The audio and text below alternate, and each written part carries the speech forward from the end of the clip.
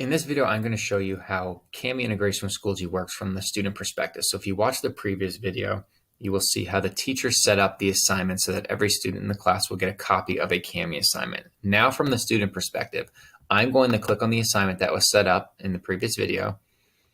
And what you're going to see is it's going to say open. So here's the PDF name, but it's going to say open assignment with Kami. I'm going to open the assignment with Kami. It's going to open up. The first time a student's going to open it up, it may ask them to connect their Google Drive to allow that. And while that's loading, what I can show you is once a student turns in documents, they should automatically get a folder called Kami Schoology Assignments. And then from there, anything that they submit will populate in there. So we'll go back to that. So all I did again inside of Schoology was I selected Open Assignment with Kami, and then it will open.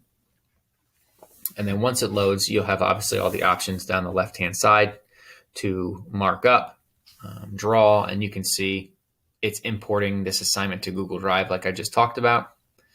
And then once that's done, here's my PDF that I, as a student, got a copy of, just like the teacher had mentioned. So from here, if I just leave it on drawing, as a student, it's easier, when they're writing and doing touchscreen or using a stylus. So I can just mark this up, obviously, as a sample. Any markups that they make, they can add text boxes and comments, which are discussed in some other videos. But once they are finished, in the very top right-hand corner, it's going to say Turn In. By selecting Turn In, you can even see it's going to go to their Kami Schoology assignments folder inside of Drive. All they're going to need to do is they're going to select Turn In. Once it goes through the process, you can see that it is exporting.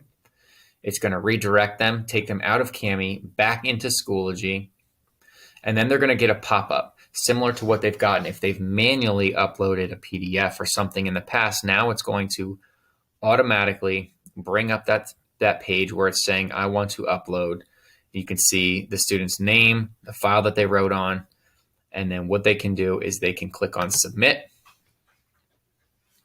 And now from the student's perspective, that assignment is submitted.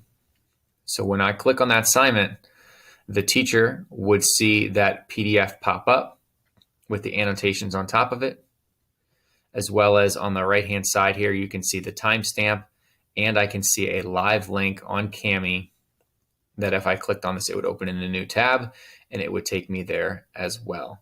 So you have a couple of those different options from the student perspective, as well as when the teacher views it, they can see the PDF here embedded in Schoology, and these are the annotations that I just made on top of it, as well as from the teacher's perspective, they would be able to click on this and view your document as well.